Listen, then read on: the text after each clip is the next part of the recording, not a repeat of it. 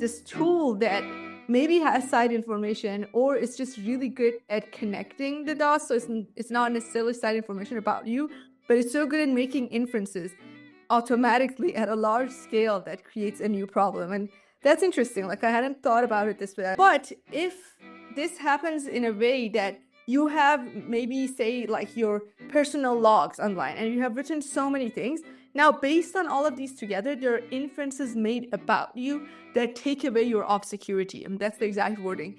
Then there is a place where you can actually like file a lawsuit, and that is a problem.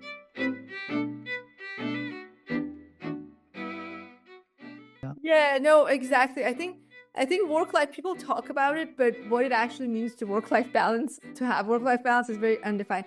I had this, one of my friends also once gave me this advice, that this was before I got paralyzed and I didn't understand it well, but now it's still in my head. Once, like, he was telling us to go hang out, do something on, I think it was Friday or something, and I said, no, I have to finish blah blah, and he said, why don't you just do it on Monday? And I have this, like, I had this ethic of what is this? Like, I just dismissed it so on the spot. I was like, this is like the laziest thing I've ever heard. And then years later, I thought to myself, I was like, why? Like, yeah, I could really do it on Monday and it really doesn't change anything. All right. So, hello and welcome everyone to whoever is tuning into this particular podcast. Today, I have with me Niloofar. Niloofar is a postdoctoral researcher in computer science department at University of Washington, with research interests in building privacy-preserving AI systems and the societal implications of machine learning models. She received her PhD in computer science from University of California, San Diego in 2023, and has received multiple awards and honors for her research contributions. So it's finally nice to have you, Niloofar, on the podcast, and I'm excited to talk to you.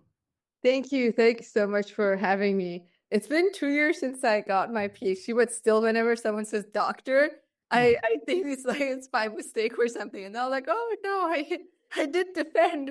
Does it feel like it? Yeah. Yeah, I think the title seems very big, at least for like if you have recently transitioned from like a student life to like something more serious, so it feels like a burden on you.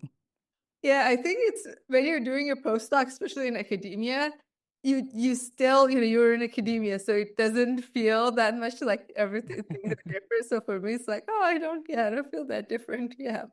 But Yeah. thanks for having me. Yeah, good to have you.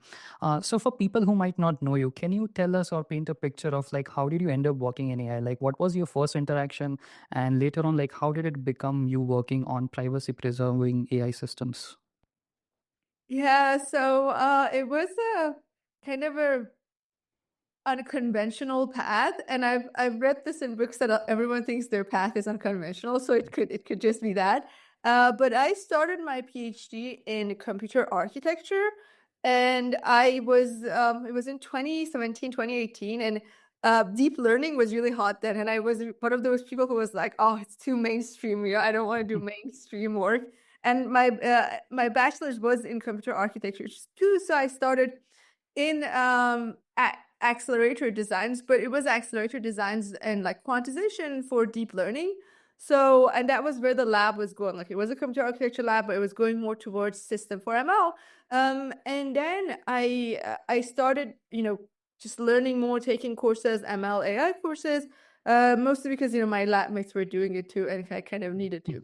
And as I started working on it, it wasn't particularly the ML or the deep learning side of it that was interesting to me. I was very interested in like network like robustness, and just making sure the model, after, because we were working on quantization and hardware and architecture design, so we a lot of times would lose the model's accuracy. So it was very interesting for me to, like, how you can add noise to a network and still let it remain robust. And as I was doing literature search on that, I came across differential privacy, which is also, you add noise to the model as you're training it. And I got interested in the whole notion, and also in privacy. And I think maybe I started realizing that I like things that involve people, and privacy involves people. But I mean, I wanted to remain technical, but this is kind of a nice mix of you're technical, but you're still thinking about people. So that's where I started working on deep learning for privacy, and then I started getting more into NLP, and I realized, oh, I really like language. And again, I guess because that's how people talk to each other. So, then finally I settled on privacy and NLP, which was kind of a good match for what I liked. And yeah, I'm still working on that topic and similar topics. Yeah. Yeah, the transition from like I think working on hardware aspect of computer systems all the way to like very soft versions of like AI, and now privacy is like on a very niche topic on top of even the broad AI research. So yeah, it's quite a transition. And for me, I think it's kind of the opposite. Like I didn't know it was like that. So like when I joined PhD, I was interested in two things. Is one of them is like understanding how do we achieve interpretability in terms of like AI models specifically for healthcare, and also the secondly was I think privacy. So like I was reading a bunch of papers before I was applying for a PhD, and the biggest concern for AI models was how do you preserve privacy when you're working with sensitive data, especially from medical institutes. So federated learning and all those topics were like very hot at that time in 2019. But yeah, I ended up in a different path. But yeah, I'm glad at least you are working on a very, very niche topic on top of that. Yeah. It's interesting how different people get to privacy. That's one of the things I like is there are people who work on retrieval augmented generation end up thinking about privacy one way or another. Feel like it's something that is like an application or a manifestation of many different underlying problems. If you work on memorization, you kind of work on privacy. So it's very cool. Yeah. Right. So to set the ground, at least, can you define like what do we mean by differential privacy in any AI systems? I know you have been working in the last couple of years, at least in the specifics of large language model, but like, can you define what exactly do we mean by differential privacy for AI systems, and how does it differ to like the normal privacy for any technological tools that we have out there? Right. I actually been doing differential privacy for maybe 4 years or something. And it's always funny because a couple of years is 2023, which to me seems like 2 months ago. Yeah. But I think one thing that I've see so the notion, the intuition behind differential privacy, regardless of what modality of data you're thinking about, it basically says that if a pattern in data is common enough to give you plausible deniability, if you publish it, then it is okay to publish it. But if something singles a person out, if you publish something that lets you know the membership of one person in that data set, then that is a violation of privacy and you shouldn't. So it basically protects membership of a person, the right to a person's obscurity. And that's kind of like that is the worst case, right? It's the least amount of information that can leak about you, and that's what differential privacy tries to protect. And then when you think of it in language, it becomes very hard to define and interpret. But the intuition is like if I have medical records, if there are like 50 people who have diabetes and they have certain markers, then it's okay to let the statistical analysis show that. But then if there is one person who has diabetes and another rare disease, we're not gonna talk about it because this is only this one person. But the problem it creates is that if you think of it in a landscape of a foundation model, if I'm training a foundation model, there are a lot of cases that I want things that are rare to be memorized in the model. Maybe there's a rare plant somewhere. I want the model to know that. That's not a privacy problem. But then normally when we have private information or copyrighted material that is leaked in a data set, it's leaked multiple times, right? Because there's like set of SSNs that are released. They get leaked on multiple websites. Or Enron, it's actually in most of the corpora, it appears multiple times just because, So if I have an SSN and it appears many times, just because it's common, it doesn't mean we want it there. So this is just one of the problems that the notion of differential privacy has. And through the years, like researchers, and we also have a fact paper that I think is the main paper that points this out, that just defining privacy for language is extremely difficult. But one of the things we're pushing for is, at least in a sense of, if you're training a general purpose model, differential privacy is not really what you want to use for language, because of what I mentioned. And there's other problems as well, but this is one. Another big problem is that data, like language data, is highly correlated.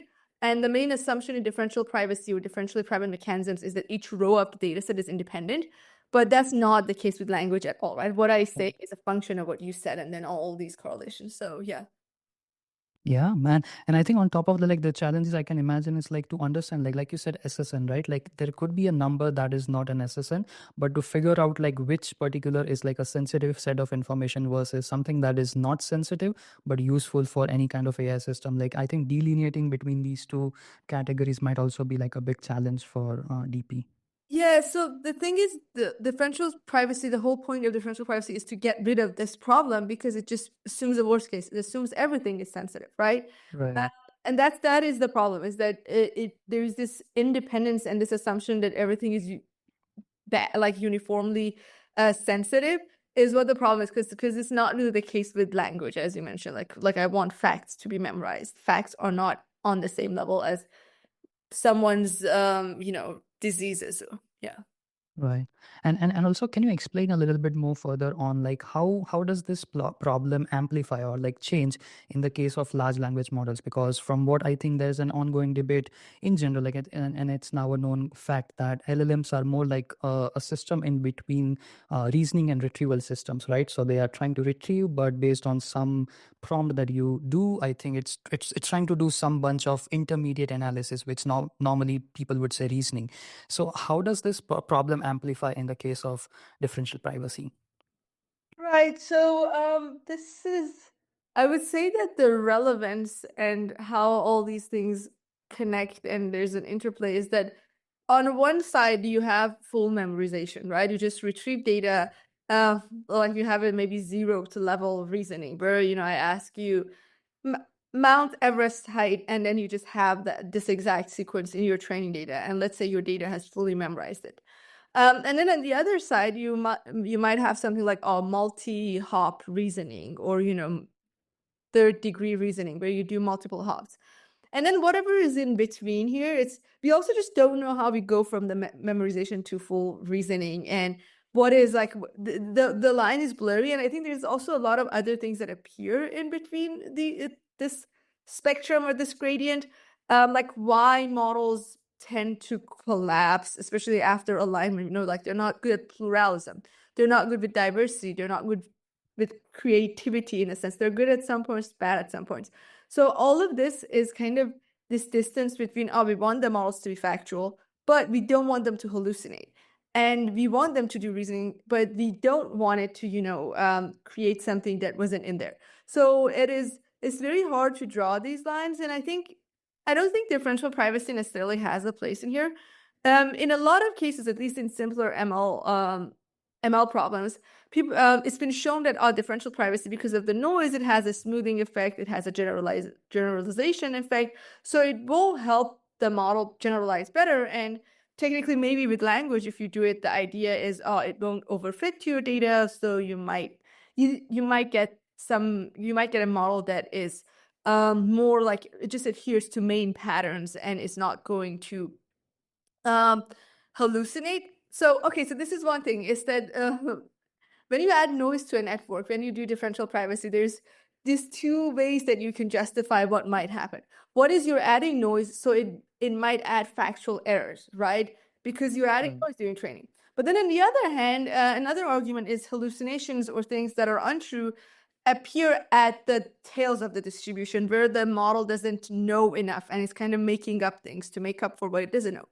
And we actually experimented this. We have a very recent paper where we tried differential privacy to see how it affects factual inconsistencies. And we do see the fact that, you are smoothing out the tail, gets rid of some main errors that the model would make, some types of inconsistencies, some of the tail distribution that it doesn't know, but it introduces new errors, especially in language. Like it picks up a common thing in the data. For example, we were training on news data, and it picked up that most of the news was from BBC. So now it would generate with every generation according to BBC. And this was not true, right? So this is the thing. Right. It's like the sequence itself, like it is a correct pattern. This exists, but then it might get added to something that it wasn't the case. So it is very interesting just to see how this added noise and clipping kind of plays between this memorization generalization situation. But there hasn't been any foundation model trained with differential privacy. So I really don't know if models would still be as good at reasoning if you train them with DPU or not. That's a good question. I assume if you have enough data, they would still be good because there's this like the more data you have, the more prone to the noise you become. But if you don't have, you might get a model that is not even capable of reasoning at all. So yeah. Right. And one question that I was thinking as a follow-up, like as you were trying to explain the first part, which was along the lines of reasoning, we don't know how these models might be reasoning, or if at all in the first place they might be reasoning. Let's say we consider a hypothetical scenario. There are 10 page of documents related to my information on the Google, right? And it's completely accessible. Like anyone with a reliable internet can access these pages. And if I train a large language model which has training data a part of these 10 pages over there, and if anyone tries to search about me, it will do a bunch of retrievals from these 10 pages plus some other pages and generate a bunch of answers. Now, would you say if it says, or if it blurps out any kind of sensitive information about me, would you say that is a leak of like sensitive information? Because anyways, if anyone has access to internet can access those details about me. So if I train a model, basically, like to simplify the question, if I train on publicly available data in general, if a large language model is doing a good job, like wouldn't that be like not a violation of privacy? So there is, and this is becoming more and more a conversation. Like when I talk to security people, and I also talk to privacy lawyers as well, this is becoming more an issue because, and it is how privacy is different from things like copyright. Like with copyright, the law is sometimes copyright scope is thick, sometimes it's thin, but it is clear you can license the data, you cannot license the data. It's kind of the fair use issue is one thing, but at least with the data, the scope is more clear that, this is publicly available, this is the license for this data. If I accidentally train on some data, I can go talk to them, pay them, license it, things like that. But then with private data, you cannot license private data. You can collect consent, which a lot of people talk about how consent is an illusion. But you can collect consent, and this is what makes it hard. It's like each person has completely different notions of what they're okay with. So even if you put your data somewhere that is, and again, technically legally, with internet and with public, if you walk outside on the street and someone films you, they have the right to share it, right? So this has been the law for a long time, that whatever is public is public. So technically, if you have shared something online, you have made it public, right? But then you're seeing more of rulings that are kind of different. So there's this one, it's called the Carpenter ruling. It's fairly recent. And it was kind of also famous. It doesn't have to do with internet, but it is about what appears publicly about you. I think it's about the cell, if I'm not mistaken, it's the cell tower data. So it is okay, like whatever is publicly available, it's okay. But then the court basically disallowed law enforcement from using cell tower data if you can put enough data together to make inferences about a person's daily habits or something. So it usually becomes an issue if you accumulate this data and infer more from people. So if your data is publicly available, technically it's okay for it to be collected. A lot of times people don't know this, and then most of the times this gets solved by right to delete requests. So that's how you go about it. It's like, oh, I didn't know it, then I have to submit a right to delete, or like right to be forgotten, like a request. But if this happens in a way that you have maybe, say, like your personal logs online, and you have written so many things, now based on all of these together, there are inferences made about you that take away your off security, and that's the exact wording.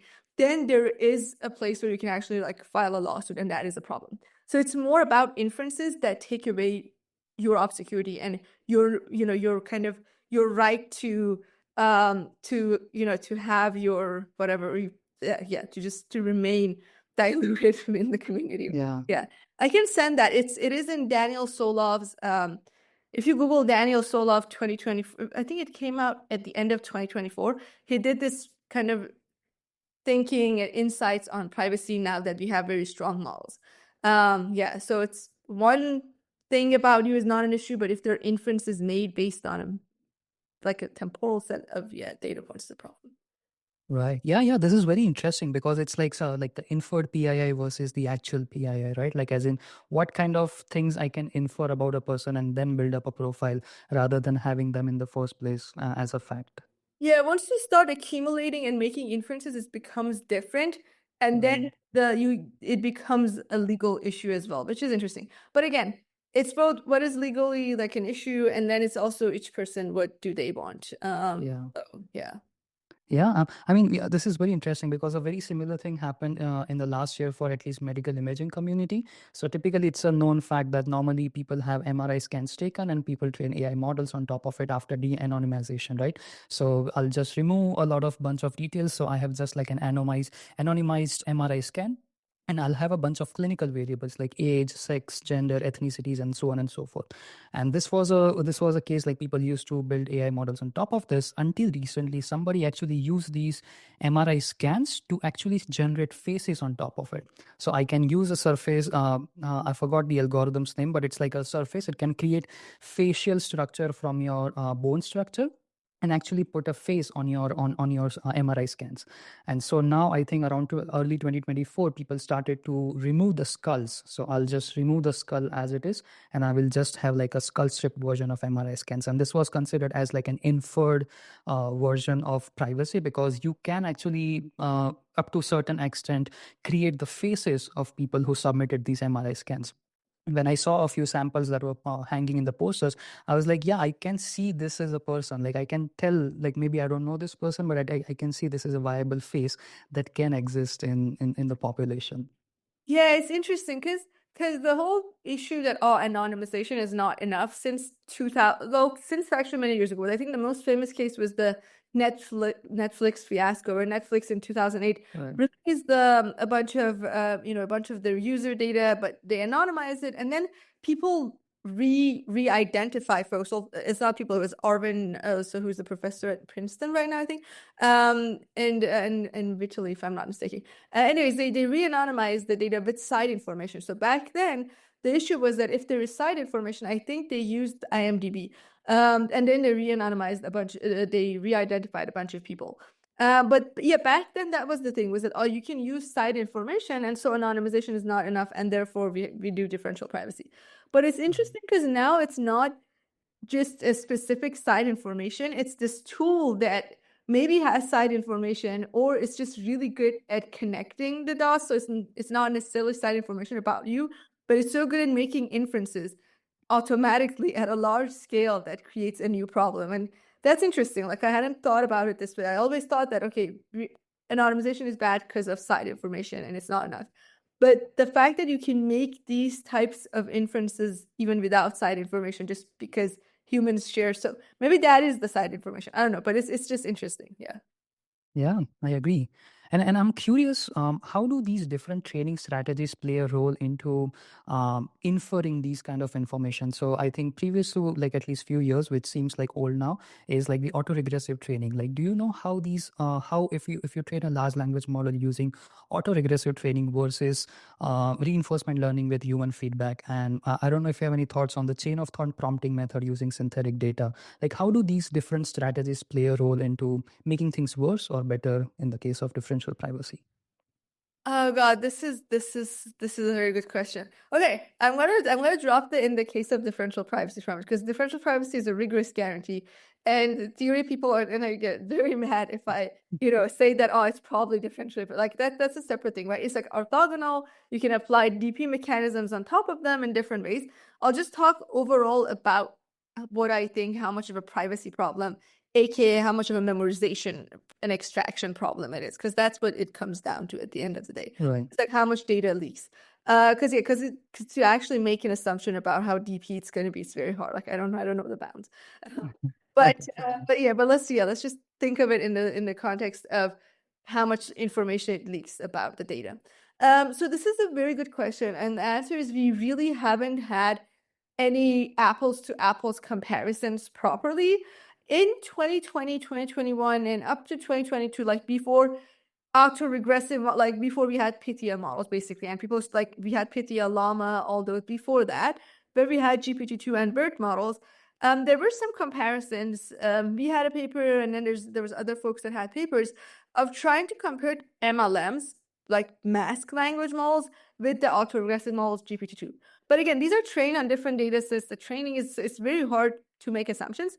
But from this vague type of just comparing them, like how easy it is to extract a sequence, again, very unscientific, it seemed like it's easier to extract data from an autoregressive model, basically because of the autoregressive optimization, right? You're optimizing to get the next word, so it's more likely to leak its data like that. But then with the BERT model, because you're doing the masking, it is less likely to remember full chains of data. So, and the reason that I'm saying that it was easier for GPT-2 is that there are extracted sequences. Like there is the Nicholas Carlini and like Matthew and that paper where they, I think, extracted like what, 1,800 sequences from GPT-2 that they confirmed, but there has not been a single extraction of data from a BERT or a clinical BERT model. There was this NACL paper it was from Byron Wallace's lab, where they released some clinical BERT models and they tried extraction and they basically had almost zero luck. And we came up with a bit of a stronger attack. Still, we couldn't do extraction with it. Like it was a stronger membership inference, and we wanted to use it to do extraction, but we couldn't. So I don't think anyone has ever been, and I've tried a lot, it's just outside papers, to extract data from MLMs, and I haven't been able to. So I think that the optimization is an issue, it makes a lot of difference. And the same with diffusion models. Like it's been it's really hard to extract image data from a diffusion model compared to how easy it is to extract the sequence from ChatGPT. So again, not the same models, entirely different kind of architecture. There has been no attack, and there's been, or like, well, again, Nicholas Carlini had an attack. Their group, the DeepMind group, had an attack, but you can see that the yield rate compared to transformers is much lower. And I've tried some experiments, and this is something that I want to get back to once I'm done with my job search. I tried SSMs, like Mamba models, and I can't definitively say that there's different amounts of memorization because they are both autoregressive. Right here, it's an issue of the architecture, but the type of memorization is different. I don't have a scientific way to say how it's different, but I've seen like the chunks of data that come out, it is different. So if you do like if you just cross-check them, it is different data that you extract. And the good thing is with Mamba and Pythia models, they are paired, like that is apples to apples, because same training data, same type of, so you can actually compare a Pythia model to a Mamba model. So that is something interesting. I think it's a very interesting research question, and I think the memorization is definitely different. I don't know what impact it has downstream on privacy, because this is pre-training data. And then as you mentioned, like most of the data that goes into a model that I would worry about, like privacy or copyright wise, a lot of it is in post-training, because like a lot of it is annealing data, high quality data, or it is RLHF, as you mentioned. And there are basically no papers. I think I actually saw a paper a couple days ago, and there's another DeepMind paper. Are they in yeah, Ilya and some other folks in DeepMind, where they looked at RLHF memorization, I think, for code, and they find that it's not that strong, but it's just a couple. Like compared to the lot of works that are on pre-training data, there's very little work on post-training. And I think that is where the biggest threat is. But again, because it's like oral or thumbs up, thumbs down, people think it's not going to memorize that much. So definitely interesting research question that I'm also very excited to work on in the future. Yeah. Yeah, this is very interesting. And like now that you say, it kind of makes sense like why autoregressive training is like much more worse in terms of remembering, or maybe like good in terms of remembering stuff and like leaking out data. And I'm curious, like maybe like a dumb question, because since I'm new to this field, is like when you say like if you're trying to see what kind of data it gets back, like are you like what kind of techniques do you use to test out these techniques? Like maybe this is like common knowledge for who's ever works in privacy. This is a very good question. I should get that explaining context of things. So this is the most naive, basic, and it's still the common test that people do for memorization is extractability, or discoverability is this instance of it that I'm going to explain. It's you take a sequence that if you have the training data and you want to test how memorized a sequence is, you take that sequence and you take, let's say, the first 100 tokens, and then you prompt the model for another 100, and you compare it with the true continuation. And then you either do, some people do LCS, longest common substring, some people do Rouge, like it's depending on what you care about, you go about your way of doing it. And then there's variations, right? You could, normally the default is greedy decoding. People have shown top P, top K gives you more, which is kind of obvious, right? You're like sampling more. And then there are different variations of it that you could do. But that's the basic, yeah. Okay, yeah, this is very interesting, and I'm curious, like, because since I think a lot of techniques nowadays, and maybe we can focus on large language models because that is maybe like the most accurate version of like understanding data leaks. Is like, have you wondered like how the synthetic data plays a role over here? Because nowadays it's all about chain of thought, like people are trying to make up a lot of synthetic data to see or simulate how. The theory of mind or like how thought process really works. I'm curious, like, have you seen any kind of evidence of like how generating synthetic data to simulate how a large language model might think to a problem similar to humans?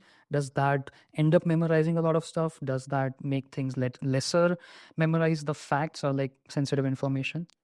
So that's an interesting question, and I think there are multiple ways you can interpret it and answer it. So one interpretation, like one way to look at it, is you get synthetic data from models, maybe from another model, and then you take that synthetic data and fine-tune your own model or train your own model. There is one paper that I know of, it's out of folks in CISPA, Yang Zhang, and then like I think some of his students. And what they basically find out is that, and I've heard this from other folks like anecdotally too, that sometimes you take that synthetic data and then once you fine tune the model, just because like synthetic data has some imprint, like within it, it has the pre-training data that it has seen. It's hard to explain, and I'll tell you what I mean by it, but it has some elements and aspects of it. So when you fine-tune another model, which also has probably shared the same pre-training data, right? Like most of our models have seen the same pre-training data. It's Common Crawl, Pile, whatever is in there. So you take it, their paper shows that even if it might strengthen the memorization of some pre-training data that is not even necessarily in here. So now some sequences become more on the surface or more exposed than before. Right. So it kind of, even if it's not that direct sequence, it might like assist or enforce the memorization of some other sequence. And I think this was the point in their paper. We have a similar work that we are writing up to, of sometimes you train your model on some data that is not necessarily related to the pre-training data, but it strengthens the memorization just because of overlaps. So that's one thing. Another thing is even synthetic data. So this is a paper that we had at a Niloofar workshop where we showed that even from synthetic data, you can still do these re-identifications and learn more features with side information. So even synthetic data, if it's like on a private data set of like, let's say medical records, you could still really connect it and make inferences about the person. So that is another issue, is that it doesn't necessarily always solve the problem and get rid of it, depending on how you generate it. And one final thought I have is, I think overall, I'm not saying people should not use synthetic data, but I think they should be really, really careful about what they're measuring when they use the data. Because models just like synthetic data a lot. And by like, I mean they have extremely high likelihood and extremely low loss on synthetic data by default compared to human written text. So if you're trying to use an LLM as a judge of something, it might vote for the synthetic data, but it's not the fact that it's necessarily better. So you should keep that in mind and offset it, that this will happen. And this might sound obvious, but it becomes not that obvious when you think of, oh, translated text is also kind of synthetic data because it came out of. So we were running some memorization related tests, and we wanted to compare like cross-lingual memorization. And then we were translating to get like a ground truth in the other language. And And we always got high memorization score on the translated text, which was very weird because we were using Google Translate, like, why is it? And then we realized, oh, it's just because it's machine generated, the model really likes it. So things like that are also stuff that you should worry about. Yeah. Yeah, it's very interesting, and I think like in some of the works that I was a part of, we found something very similar, but in a very completely different domain. So it's like a translational research, at least. So like back at least couple of years in like the medical imaging community, there was a trend where people used to create synthetic MRI scans, like synthetic data for, like, for example, if I want to develop a model for tumor detection or tumor segmentation, people used to create synthetic tumors in existing real MRI scans to train a model, and then you test it out on real world data sets, or maybe fine tune on a little bit of small data sets. So the contribution was that if you have very small data sets for training, you train it on a big data set of synthetic data sets, then fine tune it on like actual data sets, and then test it out on whatever the data set that you have. And eventually, like at least for some of them, the results were good, because let's say tumors are like typically very big. Like even like for someone like you or me who have no radiology background, we can still see something is off with this brain. But for other cases, it used to fail significantly. Like the model was not even close, or actually not even as good as like if it was trained from scratch on the small data set. And that's where I think a lot of people also try to debunk these things, saying that how actually synthetic data sets without proper initializations of like understanding how a tumor would evolve in brain, it can actually deviate the model to learning something completely nonsense, rather than actually learning how a tumor might progress in the brain. So yeah. Was it like adding the tumors at the wrong place, or was the tumor itself not good enough? Like, what was? I think the conclusion from the paper that was critiquing is like basically because tumors are very abnormal shapes, right? Like you cannot consider it as a circle, triangle, ellipse, or anything, right? It deviates in many different forms. And that was maybe one of the reasons they used some version of mathematics to generate these synthetic lesions in your brain, but it does not account for like how actually lesions might look like in the real world. So the model will end up considering as a brain region rather than considering like an anomaly. So it would just go not detected. Or if it falls into that particular scope of like how it was trained on, then it will be like superbly accurate to generate it. Oh wow, that's insane. Okay, good to know. Yeah. But yeah, yeah, I think we digress. I think coming back onto like one of the topics, like one other question that I have is how much is the trade-off between all of these stages? Like how much does the importance of preserving privacy happens like at the data level, at the model level, at the training level, or maybe like nowadays, at least for models, at the inference level? Because like we briefly touched about like RLHF, right? So like how would you say it impacts, like which in your opinion is like the most critical, like people should be very cognizant about like data leaks in that stage? Right. So I'll first give the TLDR answer and then get deep into it. I think it's the data like right on your device before it leaves, and then on the model side when you're generating, like after generation, but before you send it back. So I think these are the two places that we should put our energy in. And luckily it is also the place where we can put our energy in, because there was this maybe a couple years ago, there was this notion that we should like change the models to memorize what they should and not memorize what they shouldn't. And it's really hard. It's both hard to make changes in the models. The models are commercial. Like I have no control over them. And two, this is a hard task in general. How do I decide what gets in the model? It gets memorized. How do I change it? So, and now I think it's actually, we can go a long way just by changing inputs and also the outputs, and we don't necessarily have to change the models, and we also can.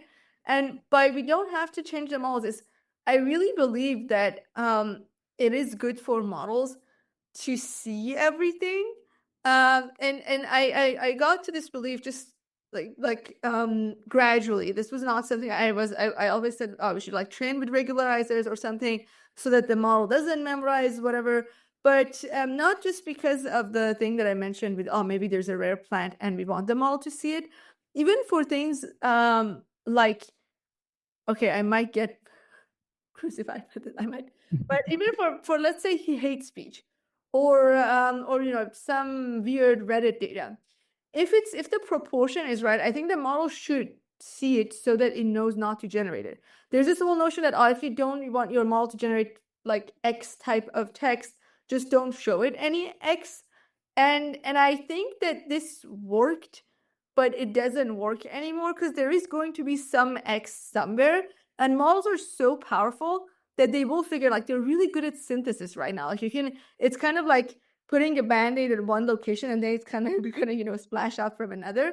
So, yeah, and that's why I think it might actually be better if the model sees everything. It has a full general knowledge of the world, and then at decoding time, we can apply whatever we want to apply. So that would be for the data that goes in for training. And then for the inference time data that the user is sending, then we should have methods in place on the user side that can help them control it, remove personally identifiable information, remove whatever is sensitive, send it, get the query done, and then have, again, another weak local model that can add those things back. Yeah, I feel like that is how I see it being done, and I think it's feasible, and we could actually still get benefits from the models. So are you imagining a version where you first of all focus on learning a model and then something like unlearning, as in like you want it? Okay. Okay. Sorry. Yeah. No. Because if I were to think that you want the model to learn of a particular set of facts, but then you also at the decoding stage you want it to say that, okay, you have learned this, but I'm proposing some mechanisms for you to forget that, or maybe like obfuscate that so that it doesn't get revealed. So I don't unlearning, I think we also have a paper. It's just I don't think in the way that people want it to be this magic wand, it's never going to work. So if like let's say my SSN, like you should not train a model on people's SSNs, right? That is Right. and you can replace it with other SSNs or fake SSNs and train on it. So the model has an idea what an SSN is. So that's one issue. So you should just not train on it. And then unlearning, if an SSN went in there, and let's say maybe the person whose SSN went in there was actually okay, they were like, whatever. And the model ends up generating someone's SSN in the output. This is something that an output filter, a decoding time mechanism should catch and then edit it as it's going out. Because one thing is the data in a model, like we have no idea how, where, what neuron, whatever it does, we still just don't have a good idea. So like as far as I know, and the people who do, I'm not an unlearning person, but to folks who work on unlearning that I know of, but I am a memorization person. So one thing is, it is very hard to disentangle one piece of fact and say, okay, I'm just going to delete this. Everything else that is near it and like connected to it is just going to get messed up. So and even a lot of times, even once you do it, we see that models are so capable that they can still synthesize that data. Like for copyright text, we showed that if you try to do mem-free decoding, it's like you suppress training data from coming out. The model is just going to paraphrase it and generate it anyways. So yeah, I don't think unlearning is viable. I think decoding time mechanisms are really good. Post-training, just so your model knows what should come out of it. And it's more generation time rather than like putting it in there and then trying to delete it. I just don't think that works. Sorry. Okay. Sorry, I got sensitive. I didn't mean to overreact. It's just that. No, even I didn't know like unlearning is like a topic, like it's a separate subdomain in this field. So like unlearning was just like a word that I blurted out. But to a follow-up question on that, like would you think that like a generic mechanism to maybe removing these things, because I would understand like there would be so many different types of things that you want the model at decoding stage to be involved. So like wouldn't it increase the complexity of like trying to customize the decoding phase by a huge amount, because we don't know that there could be like so many different types of things that can be inferred wrongly at the decoding stage, right? Yeah, and there's so many different startups, so each of them could try and. I'm a very anti, like Bay Area kind of, but Okay. no. Okay, so for real though, that's a very good question, and one thing that I think people should do, and we have a paper on this, and I think it's always good to not reinvent the wheel and just think, because this is not the first time that we are dealing with a nuanced setup of people having to say something at the right place. Like this is not a new problem. And there's this framework called Contextual Integrity from Privacy Policy. And I really think that that is a framework that is it's a nice framing for this problem. And what it says is, if I have a piece of information, it's not that piece of information that is sensitive or not, it's the flow of that information. So apart from that information, you have to define who's sending it, to whom, through what transmission protocol, for what purpose. And there's 5 components, but I normally just boil it down to who's sending what information to whom for what purpose.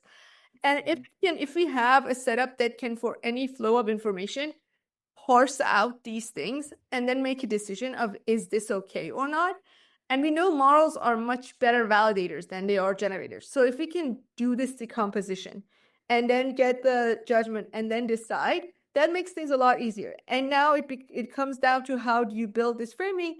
And if you can make it modular enough, then it's so nice. You can have GDPR, and it's like, okay, I'm going to do contextual integrity based on GDPR. I'm going to put on the GDPR head. And then, okay. And then, yes, I thought maybe it's GDPR. Yeah. And then, or like, I'm in CCPA, or like this person's privacy. And then you can just collect people's privacy preferences and then apply it for them on the go. It is a bit of a patchwork because you have to, figure out different pieces, decompose. But right now, a lot of, like, we have verifiable rewards. Like we do have this type of setup already of like getting verifiers. There's a lot of, papers on tree verifiers, like different types of generator, validator, or verifier setups. And I think something similar could be implemented here. Short term, I think with the next, real generation of new models that are, it's like the bitter lesson, like we scale everything up. It might be something that models learn and pick up, and then you can actually like just use natural language to get this to work. But right now, it might have to be this add-on module that you add. But I think that is the way. And that's like one of the things that I'm pushing for, is that like to use contextual integrity as a framework for agentic safety. Yeah. Yeah, I mean, I love this. I mean, it's a very interesting topic. And talking about generation models, one thing that you also did mention earlier in our chat is creativity, right? Like AI models for creative tasks. First of all, I want to understand: do you think large language models, it could be any ones like that are out there, do you think large language models are creative in its first place? Like, are they truly creative? Like, whatever the definition of creativity might be. Yeah, this is a really good question. It's hard. We do have this, and I've had many funny conversations. We have a iClear paper on linguistic creativity. We're introducing this thing we call the creativity index, and basically it's based on n-gram novelty, of like how many n-grams in a sequence, how many words in a sequence are not covered by n-grams from pre-training data. And then based on that, we define how novel the model is. And I think that is a good first step towards thinking of creativity. And there's another paper from Stanford which looks at novelty in research ideas. And I think they even test out the ideas, and they find that models can actually be novel, if I remember their finding correctly. But we found that like there is actually, in terms of linguistic novelty, there is a gap. Like models are really just patchworks. If you think of it as a set cover problem, it's like they're just grabbing little bits and pieces. And humans are much better at creating novel structures, not like novel pieces that you can put together. So that is like the scientific vibe of what I would say I'm getting, is that linguistically I really do see a lot of repetitions, a lot of the same thing, a lot of so overall my answer would be I would say no. But then again, as someone who has been using models more and more these days, I have seen things, especially from Claude and now from O1. I have yet to see GPT-4o say anything that is actually correct. I have friends who work at OpenAI. I always could. And I've used Claude a lot, and I've seen Claude say things that I found, oh, this is insightful. But then again, I don't really know if it's novel or not, There's this difference between, it found this thing in there that I didn't see, which is still maybe an interpolation, versus, it went outside and grabbed something. I don't know if I can really say that extrapolation I've ever seen it happen, but I've definitely seen interpolations that have been very interesting to me. It's like, oh, I never looked at this problem like this, or like framings or words, but I have never like seen it come up with a really novel idea. Right. Again, most of us people don't always come up with novel. Maybe we are also, it's very hard to define it, but it is something that I'm getting more and more into, of like, really, what is this? What is creativity? What is a novel idea even? And how are humans novel? And yeah, so it is definitely interesting. Yeah, definitely. I think there's like a sarcastic joke on Twitters, right? Like normally people try to critique who are not big fans of like LLMs being treated as like creative models. Is like they say if it's not retrieval, then it's reasoning, right? Like in this case, maybe we can say if it's not retrieval, it's like creative. Because most of the times, like I have limited knowledge of the internet and what exists on the internet. So if it gives me something then I have not seen, I might be seeing it as something novel, but it's really not. Like maybe it just fetched a better answer to my query rather than generating in itself that was not existing before, like pushing the boundaries of whatever the question was. So it's very hard to like question or maybe measure how novel it was. So yeah, it's interesting. Yeah, I think there's definitely a lot to explore there. I think there was a paper that came out just maybe a couple of weeks ago, hyperfitting, where they showed that, and again, I don't remember. Like I see so many papers and they're all a blob in my head, so I fear that after this I will listen to the podcast and be like, oh God, I misrepresented 90% of people's works, and I'm really sorry. But Yeah. what they found was that what they found is kind of like overfitting, similar to grokking, but it's different. But anyway, what they find is the model really overfits to something, but then what it generates as a whole, I think, is more diverse or more different from other things. So that was really interesting, right? It's kind of like, again, how do we measure? Like, do we measure the creativity on a full sequence length or on a next word prediction? Or I think that's just really cool. Yeah. Yeah, and I mean this also helps us look into ourselves, right? Like I think if I'm working on a particular problem and if I'm looking at some 1980s papers, like somebody very nicely wrote, and if I try to implement that particular thing in my architecture and solve a novel problem, it really puts a question: Did I do something novel? Did I create something new? Because most of the research has been like interconnecting a bunch of knowledge pieces, right? Like for example, vector quantization, which happened I think in 1980s or something when somebody proposed it. But nowadays with deep learning, people are doing quantization to do a lot of generative modeling. Is that novel? Maybe not, because it's like in a broader scheme, like maybe not, this is not compared to like the n-gram novelty that you are trying to talk about, but like putting things together that have been already proposed before. Yeah, that is really interesting. And there's this book, hold on, let me get, I've been reading it. It's called The Creative Act, The Way of Being. It's by Rick Rubin. He's like a musician. Okay. I really like it. It's also like the design is really nice. Um, and it has a lot about, it just says that like just being is an art and it's creative, because each person, there's like something about it that each person has a different perspective and has gone through a completely different experience. And there was one, I was actually reading that part today. There was this one paragraph that was about imitation.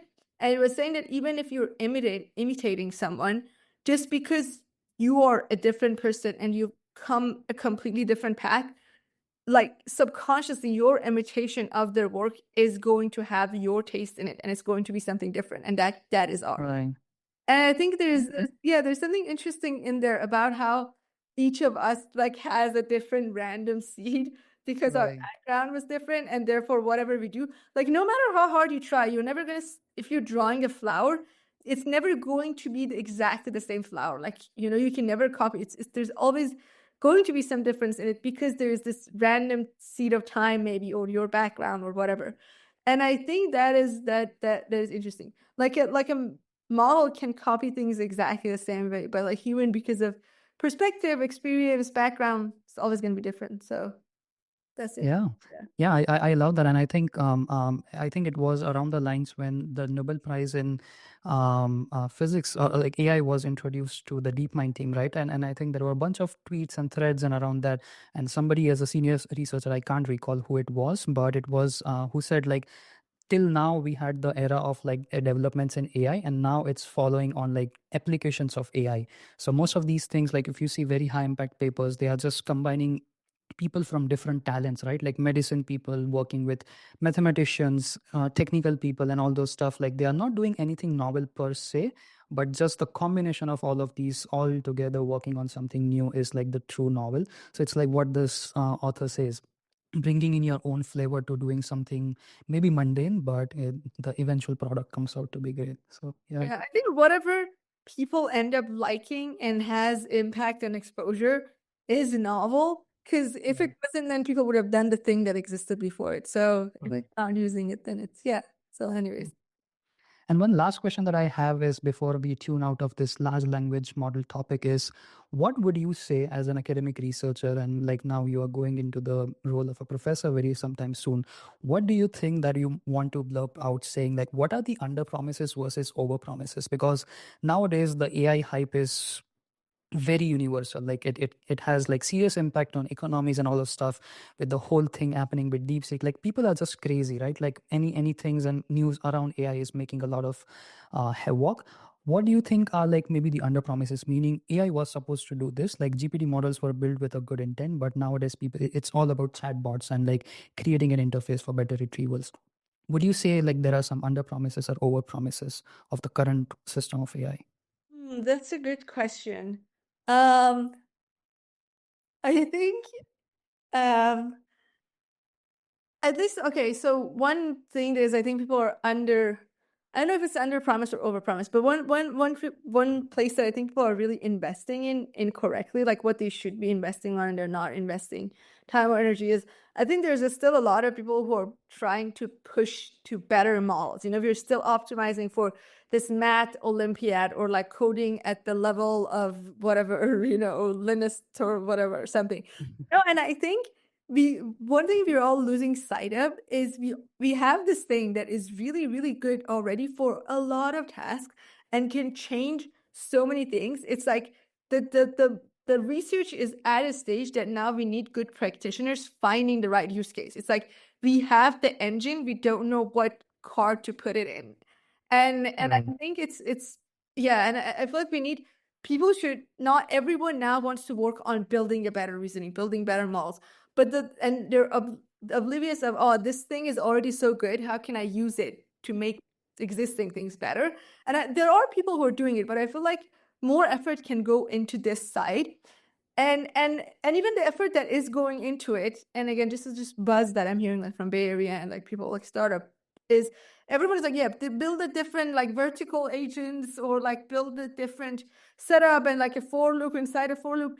And I think it's, again, another analogy is if it's an engine, it's like maybe we have a plane engine and we're trying to fit it in a car, you know? Maybe we have to think of it completely differently. Maybe it's a different setup. There's this, I don't know what, I don't know if she's a cognitive science professor. There was a podcast that I was listening to, and this professor was saying that she asked her students a question, and she says that everything is about the framing. And she asked this question of, oh, you know, design, like, what do you hate about traveling and your luggage? And like design a new way, like to fix it, come up with an idea. And then she was saying that, yeah, almost everyone comes up with a different suitcase, like different shape of a suitcase. And then, but you can just think of it, what if we have a teleporter? And like it just sends, like the thing is we're so stuck on, oh, this suitcase is hard to carry. And we like the question defines the solutions, that we're thinking about how can I redesign the suitcase? Like, why does it even have to be a suitcase? So sorry, I digressed, but that's the thing. It's like even Yeah. effort that goes into how do we use these models is so backward, and yeah, it's like not that out of the box. And there could be things that we didn't do before. So that's one thing. And I think people are also not investing in, and maybe there's not money in this. I doubt, but maybe there's not money. But I think people are underestimating non-English speakers of models and overestimating cross-lingual transfer. Like people rely a lot on, oh, if you make the English better, we just translate it. And that really doesn't go along with a lot of languages. Like ChatGPT in not even low resource, in just non-English languages tends to have way more failure points compared to the English. So I think there's a lot of effort that can go there to make non-English models better. And I could see that years ago, multilinguality didn't have that much of a maybe it wasn't that promising, mainly because just models were not that good. Right now, models are actually really good. Like 200 countries are using ChatGPT, 70 plus languages. That's a lot. And we could just still push it on other languages. And I think, yeah. Okay, yeah, that's the Yeah. main. Yeah, no, I mean, this is fantastic. I think I love the analogy you gave. I think it's like we should be pushing towards like out of the box thinking with the model that you have or engine, yeah, like you said, it's like how do you better use it? And I think it might come with some of the works that you are doing and like other researchers are doing is to understand the limitations versus the promises. Like nowadays we know, for example, the auto-regressive training, right? Like you said, it has data leaks, but in some ways or the other it's like a fantastic way to model the data, right? Like it was a technique that was built to understand the patterns between all of these tokens. So it's like understanding what are the strengths, like making a good chart of like understanding how these things fails versus where it excels. I think that would be like the way forward, because I know a bunch of people at ASU who is like working on protein design, which is already like a big problem. At least DeepMind has already worked on it. It's like understanding and making the parallels between like how exactly, what is the challenge that humans are failing in this topic, and where exactly these transformer models are making a great case. So yeah, I love that. I love your answer. Hopefully, I think the next generation who is like much more cognizant, who knows, who is like outside of the hype of AI, so maybe they have a fresh start to this. One other question that I have is parallel to this is like the hype is around like the applications of AI. How do you think this translate into research? Because sometimes I do feel lucky that I'm not in the NLP space, because I just feel like there's a bombardment of like papers like who are getting published, like the archive preprints. Like I think I have people on my Twitter, because my Twitter is like mostly academic Twitter. Like I trying to follow researchers, and they're publishing every other weekend. Like I don't make even social media posts that are like that much common than they are publishing out papers. So I want to learn, like, does that, and you, since you are in academia for a long time, do you feel the publish versus perish culture? Because there has been a boom in the field of NLP. It's hard to keep track what's the state of art versus not, even like at youth scale, right? Like in just 2 weeks since we connected, I think we have 3 different models that are claiming to be outperforming each other with significant investments. Um, First of all, do you feel the pressure of publish versus perish culture, and how do you keep up with it? Like, do you have any comments on this for the community? Yeah, I think I definitely get the overwhelming sense of, oh, this thing is coming out. You open Twitter, there's just so many things going on, and it's so easy to get stressed. And I also hear this a lot from students that I work with, that they worry, and it is stressful. Some of the things that I do is, I feel like, again, in the paradigm of, publish or perish, I think the other side is not necessarily perish. I think we need to accept that, like, as academics, we love our jobs and it's kind of also our hobby and we put a lot of value into it, but it can sometimes be toxic. And really, the truth of the matter is, if you don't publish for a while, you're not going to perish. In fact, like, it takes a long, it is people like, I think a lot of people are afraid of irrelevancy and becoming irrelevant. I've tried to observe people and also like experiment a bit myself. You can go a long time and not publish, and you're not going to perish. There's actually like a good robustness, like to what you have, what like credit you have accumulated, and then how long you can go without publishing, and you're going to be fine. So I think Right. there's a sense of like catastrophizing the situation that is not the case, and it's really easy to again look at, oh, this person is publishing 10 dozen papers, whatever. One experiment that I've done in my own head since the, like, I don't know, 7 years I've been on Twitter, is that, like, the people I've seen, so many people come and go. Like, I just sometimes remember I was like, oh, there was this person that, maybe 3 years ago was very famous on Twitter and had all the papers. And then I go and check, and like, that person is not really even publishing anymore.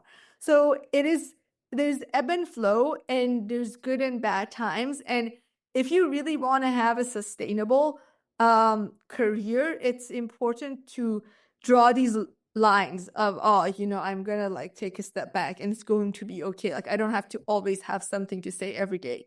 And even if let's say there are people that are publishing all the time, yes, there is limited slots. If you want to be in academia, there's limited spaces. But how many places are those people going to take, and how different? Like, it's not like everyone is like that. Okay, maybe those 2 people will go to the top 2 positions, and then the rest of it is. And another Right. thing that I've come to, again, through experience, see is everything has its market. Like this was, I think, Seth Godin. I was listening to Seth Godin, who's a famous author, was saying Yeah. that the only thing that the market for is everyone is if you're on a distant planet and you're selling oxygen.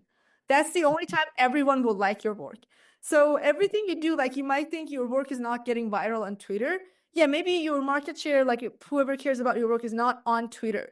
And I see this more now that I'm like traveling a lot for job markets and I'm talking to people, and there's a lot of people who actually like my work. And okay, now my work is also getting more famous, but like 2 years ago, I would talk to people and people were like, okay, what are you, doing? What is makes sense? But I see that no, there is actually, maybe they're smaller, but there is people. So for every type of work, there is people who will like it. Unless, okay, just don't do very like but being reasonable. And that's one thing is to remember that if your work didn't go viral and someone else's did, that is not, again, taking away from your value. There's people who think your work is valuable too, and that's not how you should put, because in the long run, it is very similar to stock market. Like things go up and down.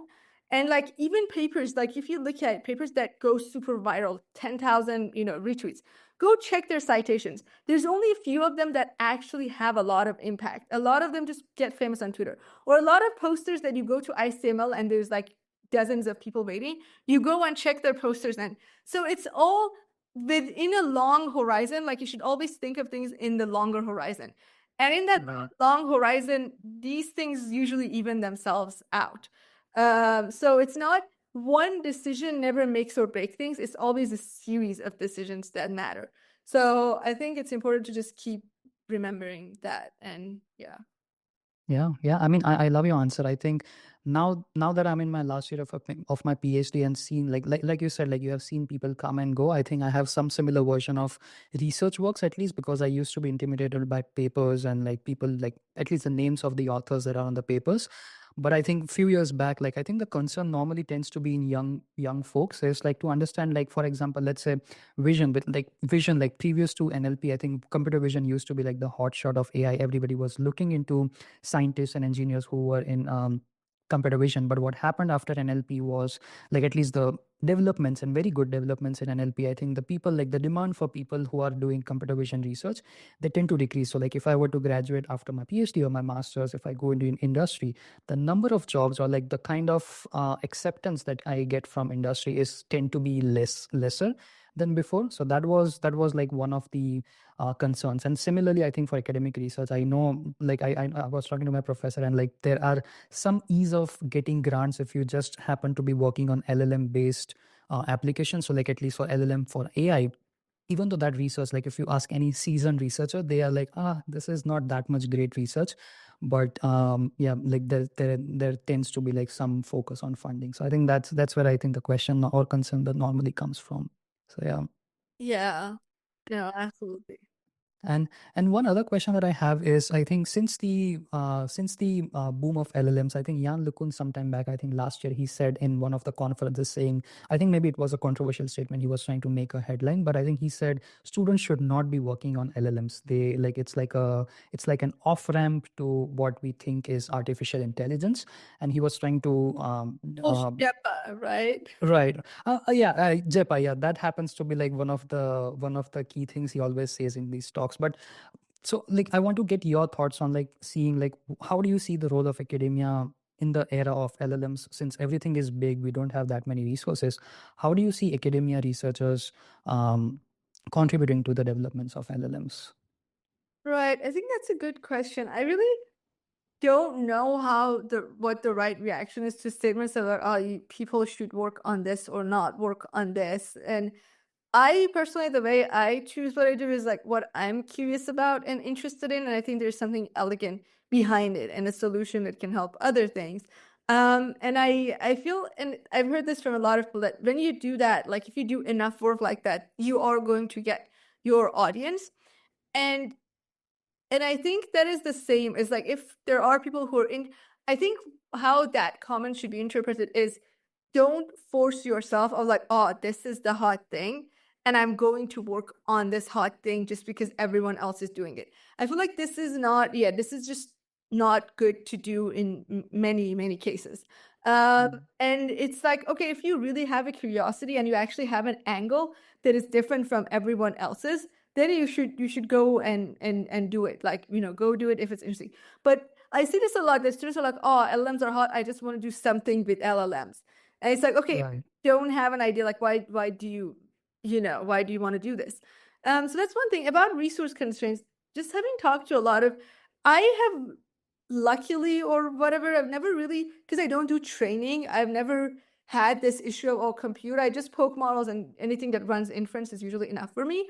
But I think I think I'm not, a lot of the reasons that people who are in academia, especially professors, is they like thinking with constraints. Like, they actually enjoy thinking differently. And I think there's still a lot of problems that you can think about and reason about with academic grade compute. So I don't think Right. this stops people. I think it just helps us work on things that are different. And I like that. I think we can still run reasonable models for like a reasonable cost, and there's still things we can do. So I don't see it as much of a, oh, you're doomed kind of setup. Yeah. Yeah, so that's one other thing. Yeah. Yeah, and I think, well, for people who might be wondering, like people who are interested still working in LLMs, I think the works that you are doing is something very similar what people might be aspiring to do, because I think understanding the limitations of these large language models is like it's going to be like a big field, because we have this engine released in the world, and not a lot of people like you said, like people are trying to build the vertical stack on top of these engines, like good engines. But I think we don't have that much analysis of like what are the failure modes versus what are the concerning modes of all of these large language models. So I think that is going to be like a very big field. I personally do think that people are going to be poking these models to understand where they fail. So yeah. Yeah. And one other question that I have is like, and I think we also did talk offline, is like, I think what, like, can you maybe lerp out like what were the reasons that you considered not going for the industry but going for academia? Because yeah, you are in the hotshot field. Like, I think everybody would be lucky to have you, because the failure modes of LLMs, which is like a very fantastic pedigree for any big industry. What made you choose academia versus industry, and what general tips you would give to people interested in this field? Thank you. First of all, you're very kind. Um, I would say in general, like there is this video that I did with Sasha Rush, and I would encourage people who, especially like if you're thinking of it in terms of a postdoc, to have a look at there, because it's just like 20 minutes of me rambling about this. But to give a short response, my reasons were I really think for me as a match quality, I've learned this thing, match quality, recently. It's apparently like, I don't know if it's an economics thing. I read it in a book called Range. And it's like how well, you match with something. It's the quality of the match. And it talks about how people should go and find their match quality, like high quality matches. And I think for me, it is actually a good match, because I like freedom in every meaning of the word. I consider myself kind of a structured, chaotic person. And a lot of people who know me would actually say I'm not chaotic. People who know me from outside work with me, because I'm very principled. Like, I have docs, everything. I'm normally not late. Well, not recently, but normally I don't miss things. I'm like very on top of things. I remember everything. But I'm chaotic in the sense that I really like to have the freedom of what I work on, and the hours and the location of where I work from, and the projects and people and all of that. Like, I'm really bad when I'm put under like, oh, you have to work on this thing, or there is this agenda. Like, I might do it if I don't have to, actually, but then when there's this external pressure, I completely, lock down. So for me, it was a good mix. But then more than all of this, it's the collaborations and mentoring. I love working. I don't. Well, I mean, I love mentoring students, but I really don't like that sense of, oh, I'm helping or advising you. I just like talking to people and then figuring out what they need, or they can help me get. So these, like, being able to get in rooms with people and talk about doing work instead of actually doing work, that's what I like. Yeah. So that's why I wanted to be in academia, because I felt it's better for how I operate. The pay gap is very different now. So I think if people have dependents, people who rely on them, because academia can be at times not a good financial decision, especially if you have a lot of people who depend on you, and you could go to industry and make much more money. So there are these types of things to take into consideration. But another thing is, I think there is a boom, and it's really good. A lot of people tell me, why don't you just go to OpenAI now, work for a few years, get all the money, and then you can fund your own students or whatever because of stock prices. Yeah. And I don't know, maybe that is the thing you can do, but I think there is some security, not just because of tenure, but in general, there is this stability in academia that I like. I feel like even if this boom, like the AI boom goes up, like I can still work on the things that I want. So yeah, that's another aspect of it. Yeah, and I Yeah. tend to be in very different locations, which I guess when I get my real job, I can do less of it. But I do love traveling and traveling for conferences. And every time I have like meetings with the students I work with, they're like, "Oh, where are you now?" And then sometimes they're like, "Oh, I'm in Porto. I'm in I'm in like this random island in Turkey." And yeah, so yeah. Yeah, I love that. I think one of the key things that when I used to consider academia versus industry, like people used to just put emphasis on like freedom, right? I personally, at least in my limited experience of spending time in the industry and academia, I don't think freedom is like the biggest selling point for like choosing academia. But like what you said, I think the collaborations, I think that was something very beautiful, at least for me, because I tend to collaborate with a lot of medical professionals. So like that kind of collaborations really excite me. And I don't think, at least again, from my limited experience in industry, it's like very hard to recreate that kind of enthusiasm amongst folks who are working, and like that kind of curiosity, like what happens if we just do this. And at least I couldn't find that in the industry. So yeah, that's a very big plus point for academia. Yeah. Yeah, and I think the ability to work with people you like receive advising. Like I'm very grateful for my postdoc where I worked with Yejin and Yulia, and I learned, and I'm so happy I was co-advised. I learned so much from both of them, and I think a lot of people say, "Oh, in academia you cannot have good work-life balance," and it is true. You have to work hard.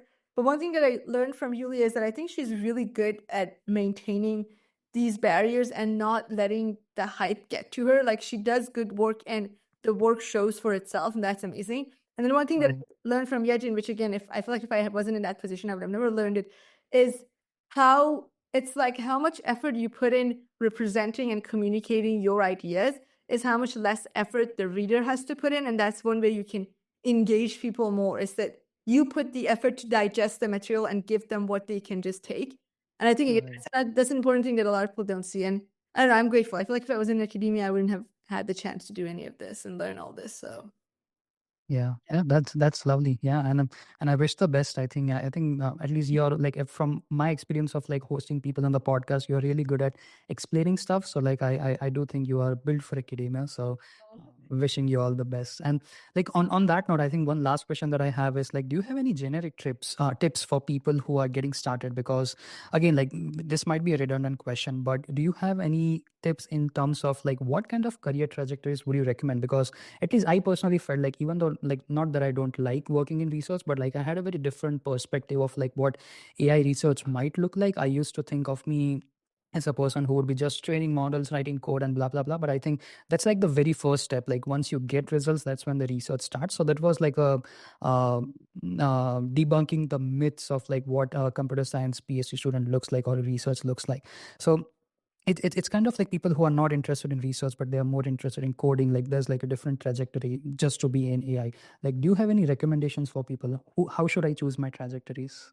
Okay, this is actually going to be really bad, and probably anyone who hires me will not want to hire me if I say this. But I think making strict plans like this is setting yourself up for failure. I really don't believe in like 5-year plans. Even sometimes in academic interviews, when they ask me if I feel like they're people who are fun and are not strict, I say this is, again, I started in a computer architecture lab, and my whole idea was like, oh, I'll go do a PhD and I'll do this and this and this. And I did nothing. Like 5 years later, I was doing NLP in it was completely different from what I thought. I never thought I would do a postdoc. I never thought I would get into ML, let alone privacy, let alone all of that. And I'm not saying what I did is correct, and that's why I'm saying it's like talking to a lot of people who have had paths that are weird like me and are happy with what they are doing. I've seen that what matters most is actually like less planning. And again, and this was my experience, but okay, I'm quoting so many books, but there's this book called Messy by Tim Harford, and I really love that book. And it was also saying that like a lot of people who end up in places that they're happy, and then they, the fact is they make short-term plans, and like they're good at improvising, but it's all about putting yourself out there, and because it's luck, right? So luck is like sampling from distribution. The more samples you draw, the closer you get to getting the good thing, right? And if you draw less samples, you might not hit the good thing. So I think it's just being at the right place, and maybe it's hard to be at the right place. So try to be as many places as you can. But to get that thing, and being open to everything. And this also really matters in terms of a lot of things. Like some people are like, oh, I don't like this person, I'm not going to go talk to them. But there's something interesting about everyone. There's something interesting in every paper. So I think even if you are in a position that you're like, oh, I don't like this, I'm just going to zone out, I realize that that's bad. Like there's something in every little thing, and there's opportunities everywhere. So don't go into things with a preconceived notion that, oh, I'm going to do this and this and this. Be open, put yourself out there as much as you can. And yeah, don't think you like one thing and don't like another until you've tried it. So I really feel like if you do these things and just follow what you like, and constantly check with yourself that, oh, do I believe in this thing? And don't let yourself go miserable. That's what leads to outcomes that make you happy, or like, I don't know, success in whatever sense that people call it. Yeah, I think planning out trajectories is, you might be able, but then you get so caught up in making the plan that you forget that, oh, maybe the plan is just wrong. And for me, this was like, I had friction because it's hard, right? It requires a lot. Like at first, when I was switching to NLP, I really just didn't want to. It was hard to take ML courses. I had a different background. I was happy where I was, and it's like, jumping in the water, and then after the 5th time, no matter how deep it is, it won't make a difference. And then now it's like, okay, I'm just gonna pick up this law book and 80 pages. I'm gonna read it, and it doesn't matter because I've done this before. One last thing that might be too much of digression, but I'll end here, is I really think it matters to check with yourself of, does this make me happy or does this make me miserable? Because there's also a preconceived notion that life is misery and you won't be successful unless you're miserable. And it's very hard for people to realize, like, sometimes you get what you want and you're happy, and it's like hard, you're so used to, oh, I have to be like in pain. And if the flow is like it's actually something I like, it's so uncomfortable for us. So I think it's important to keep in mind that it's things like working hard is different from being miserable. And it's important to check that with yourself. And if you are in a position that you're miserable, you need to change it. And if there's a project, and again, there's a fine line of giving up and being miserable, and it's hard to attune to that. And for me, I had this, I think it was in December 2022, where I got Guillain-Barré, which is this autoimmune disease that you get paralyzed in a day. And it has a 10% fatality rate. And I got it after a conference in UAE. So it was very weird. Like I was walking in the conference and it was close to ACL deadline. So I remember I was seeing my mom after 4 years. So I hadn't seen my mom. I had brought her to the conference so that she meets my friends. But I was spending all of my time working on a paper and just dealing with things. And I liked the paper, but there were other projects that I was working on that I didn't really like, but I was doing it. And then 2 days after the conference, and that was when I was going to hang out with my mom, but I had a deadline. So I was like, oh, I'll just work one more day and then I'll start hanging out with my mom. I start going numb. And then the next time I'm paralyzed and I'm connected to like a ventilator and I can barely breathe. And I'm just, yeah. And I was in the hospital for almost a month there. And as I was just lying in that bed, like kind of, paralyzed and thinking like, am I going to make it?